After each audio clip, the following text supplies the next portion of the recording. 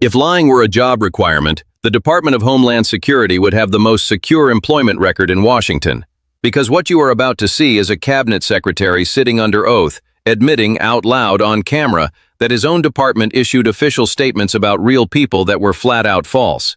Not exaggerated, not poorly worded, false. And the only reason any of us know that? A city surveillance camera caught the whole thing on tape. No camera, no truth. That simple. But here is where it gets darker, because on top of the lies, a federal judge has already ruled that this administration used the legal system itself as a weapon of punishment against a man they wrongfully deported. That is not politics. That is the machinery of justice being pointed at the wrong people, on purpose. Let's watch what happened, and I will give you my take at the end. Senator Van Hollen. Thank you, Madam Chair. Welcome, Mr. Secretary. You'd agree that it's important for the American public to be able to trust what DHS says, right? And that it's important that the department put out factual information. You agree that that's important? I think it's important for elected officials to do that. I think it's very important for everybody. So I'm holding up a press release here, Mr. Secretary, dated January of this year. It's before your time. It says that a person named Julio Sosa Silas violently assaulted a DHS agent. I want to read the quote in here from former Secretary Noem. She said, quote, "What we saw last night in Minneapolis was an attempted murder of a federal law enforcement. Our officer was ambushed and attacked by 3 individuals who beat him with snow shovels and the handles of brooms. Fearing for his life, the officer fired a defensive shot," unquote. That's an untrue statement, isn't it, Mr. Secretary? What we have been briefed on, yes. Yeah. And it came to light because the city of Minneapolis had a camera system, and state authorities from Hennepin County have pursued the investigation and recently arrested this officer. Are you aware of that? I believe so, yes. Yeah. So this is part of a pattern we've seen, because I do want to turn to the case of Alex Preddy. And in that case, Secretary Noem said that he was engaged in an act of domestic terrorism. She said that it looked like Alex Preddy intended to, quote, inflict maximum damage and to kill law enforcement, unquote. That wasn't true either, was it? I'm sorry, I didn't hear the statement. That wasn't a true statement either. Of her statement? Yeah. I can't speak on her behalf, but it's not what I recall seeing. You agree the facts don't support that statement? Well, I didn't make the statement. I didn't say you did. I asked you whether you understand that the facts don't support this. The investigation would say that's probably not accurate. Yeah, okay. So again, we know that because of the video. Secretary Noem also asserted that Renee Good was engaged in an act of domestic terrorism. So look, the reason I'm asking you this, Mr. Secretary, is I want to know if you're going to be willing to provide state investigators access to evidence they have requested in their ongoing investigations into the killings of Alex Preddy and Renee Good. Sir, as you know, the FBI is set up to do the investigation on federal law officers, and we investigate it from the federal side as a federal action, not a state action. But you're aware of the fact that the state has authority and jurisdiction as well, right, under federal case law? Actually, under the authority, the federal prosecution stays within the federal government, and so the FBI is set up to do those investigations. And I do want to say something too. We arrest between Mr. Secretary, I'm sorry, I have limited time. But you said you accused there to be a pattern. If the chair is going to permit additional questions, I was answering what you said is a pattern. Question. You made an accusation that it was a pattern. And Mr. Secretary, I went on. There was a pattern. The Secretary Noem said the same thing. But you said all there's statements a pattern, regarding not a pattern. That's a pattern. She said it was Renee Good too. 1,900 people a day. There is not a pattern of this. Please, the reality That's an exaggeration of words. Words matter. They do. And I will tell you. You of all people should know that words matter. And so yes, you say there's a pattern, there's not a pattern. Oh, I would say 3 in a row is a pattern. No, sir. Secretary. That's not a pattern. We arrest 1,900 people. Let's get out the dictionary. Put your semantics aside. The reality is this is a big problem. There is no semantics behind this. A pattern of 3 people and we average 1,900 a day is not a pattern. You've just acknowledged your predecessor made statements that were not factually accurate. I want to go. So it sounds like you're not willing to share evidence with the state authorities who are trying to get to the bottom of this. And I will just say, Mr. Secretary, that given the statements that came out of this administration, including the White House, it is hard to trust this administration to do an independent investigation. That's why it's important. But yet you trusted the last administration? I'm talking about giving it to the authorities No, I'm just saying, Minnesota. we're calling Apple what an apple is, or calling orange what an orange is. Don't sit there and start picking one administration to believe and another administration not to believe. Secretary, just please calm down. I'm going to ask you about Kilmore Abrego Garcia. Are you aware of the fact that in that case, he has agreed to be removed to Costa Rica and that Costa Rica has agreed to accept him? No, I'm not. Okay. So I'd like you to look into this, because essentially what the administration did was say to him when he was returned to the United States after being wrongfully deported to El Salvador, and the administration admitted it, wrongfully deported him. After he was returned, they leveled new criminal charges against him, and they said to him, if you plead guilty to these criminal charges, we'll send you to Costa Rica, and if you don't, we'll send you to Liberia. Well, he said, I'm not going to plead guilty to these charges. And it turns out that just a short time ago, a federal judge determined that the administration had engaged in a vindictive prosecution against him. And so my question now is, will you, the administration, agree to have him removed to Costa Rica rather than engaging in punishing him for pursuing his constitutional rights? That's the question. If you don't have full information here, Mr. Secretary, I understand. Well, my question is the gentleman here in this country legally? Secretary, the time is expired. The person was illegally removed to El Salvador, and this administration has admitted he is still in this country illegally. This is the point is he has said he will be removed to Costa Rica, and Costa Rica has accepted that. The point, Mr. Secretary, is great. If he's willing to do that, we'll have to send him. The point is that they're engaged in what a judge already found to be an vindictive prosecution, and now they're trying to leverage all this to try to get him to go to Liberia instead of Costa Rica. It's a gross abuse of process. Anybody looking at this can see that. The senator's time is expired. Let me just start with the detail that nobody in that room said out loud, but everybody should be thinking about. The only reason we know any of this is because a city camera was running. That is it. The entire Department of Homeland Security, with its budget, its badge, its official press office, and its official statements, was exposed not by a congressional investigation, not by a whistleblower, not by a federal audit, by a parking lot camera in Minneapolis. And I need you to hold that thought as we go through this, because it is the thread that connects everything. So let me walk you through what Senator Van Hollen actually did in that room.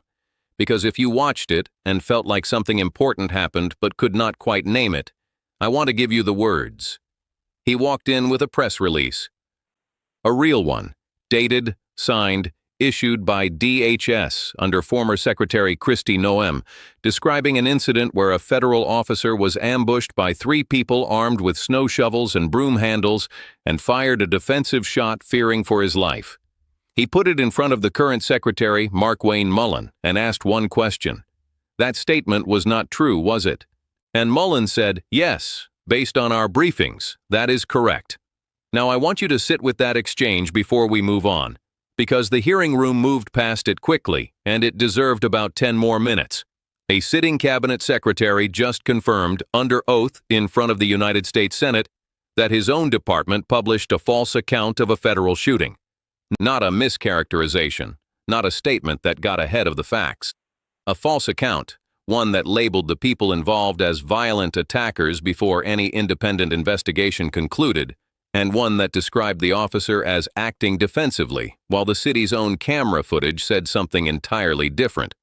The officer was arrested, not the people with the shovels. The officer. So now I want to ask you something, and I want you to actually think about it before you keep listening.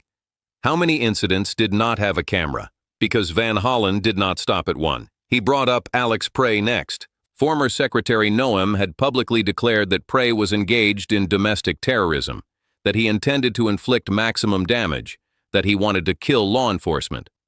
Van Hollen asked Mullin, "Do the facts support that statement?" Mullin said, "Probably not accurate." Then he brought up Renee Good. Same pattern. Official DHS statements characterizing a killing as domestic terrorism before the investigation was complete. 3 cases. 3 official press releases from the United States federal government. 3 times the department pointed at someone and said, dangerous, violent, terrorist. And 3 times the actual evidence said something different. Now here is the thing I want you to understand about why this is not just embarrassing. It is structurally dangerous. When a government agency issues a public statement about a criminal incident, it does not just inform the public, it shapes the investigation. It tells local prosecutors what the federal position is before they have reviewed the evidence. It tells the media what narrative to build and tells the public who the villain is. And in each of these 3 cases, the statement was wrong, which means the investigation, the media narrative, and the public perception were all built on a foundation the evidence could not support. That is not a communications failure. That is an institution using its credibility as a weapon. Now let us talk about what happened next, because this is where the hearing went from damaging to alarming. Van Hollen asked Mullin a direct question. Will you give state investigators access to the evidence they have requested in their ongoing investigations into these killings? And Mullin said no. He dressed it up in jurisdictional language. The FBI handles investigations involving federal officers. This is a federal matter. But the answer was no. I want to explain why that answer matters, because it is easy to hear federal jurisdiction and assume there is a clean legal argument being made. There is not. State prosecutors have concurrent jurisdiction over homicides that occur within their borders, meaning both the federal government and the state can investigate, and neither one gets to tell the other to stand down. So when Mullin says this is a federal matter, he is not citing a rule that actually applies here. He is making a choice. The choice to keep the investigation inside the institution that already issued false statements about the incident. Think about what that means. The agency that told the public the wrong story is now the agency deciding what the real story is and refusing to share evidence with anyone who might reach a different conclusion. That is not oversight. That is the accused chairing the investigation into itself. But the hearing had one more turn, and it is the one that should be making headlines right now. Van Hollen brought up Kilmar Abrego Garcia. This is a man the administration deported to El Salvador. And here is the part the administration has already admitted on record. The deportation was unlawful. They got it wrong. He was brought back to the United States, and then instead of releasing him or processing him through normal channels, the administration filed new criminal charges and made him an offer.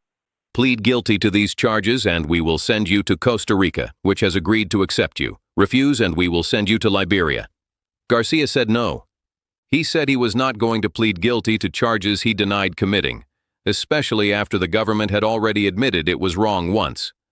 And a federal judge looked at everything that followed and ruled that the administration had engaged in vindictive prosecution. I want to be precise about that phrase because it deserves more than a sound bite. Vindictive prosecution is a constitutional doctrine built on one simple idea. The government cannot escalate charges against you because you decided to fight back. The right to contest the government's case is constitutionally protected, and the government is not allowed to make you pay for using it. That is not a partisan position. That is the Fifth Amendment. And a federal judge found, based on evidence in a real courtroom, that this administration crossed that line. So when Van Hollen asked Mullin whether the administration would agree to send Garcia to Costa Rica rather than continue this prosecution, Mullin's response was to ask whether Garcia was in the country illegally, which is not an answer. It is a redirect. A very deliberate one, because is he here illegally is a question the audience is primed to respond to emotionally, while did you violate his Fifth Amendment rights is a question that requires sitting with something uncomfortable. When you cannot defend the action, you change the frame. And in that hearing room, the chairman cut off the senator's time and moved on. But here is what does not move on. A federal judge already ruled. So let me pull the thread tight, because I do not think the full picture lands without it. DHS issued false statements about federal shootings before investigations concluded. DHS refused to share evidence with independent state investigators looking into those same shootings. And this administration filed new charges against a wrongfully deported man and threatened him with Liberia if he exercised his constitutional right to contest those charges. A tactic a federal judge called Vindictive. These are not three unrelated stories.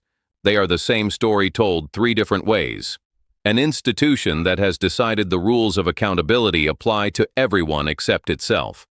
The press release gets to define the story before the facts are in. The investigation stays in-house, so no outside authority can reach a different conclusion. And the legal process becomes leverage, something to wield against people who fight back rather than a system built to protect them. Democracy does not collapse in a single dramatic moment. It hollows out one closed-door investigation at a time, one unanswered question at a time, one camera that happened to be pointing in the right direction. The question is not whether we are watching this happen. The question is whether we are paying close enough attention to say so out loud. If this gave you something to think about, share it and subscribe here, because these are the hearings that get buried fast, and they are the ones that matter most.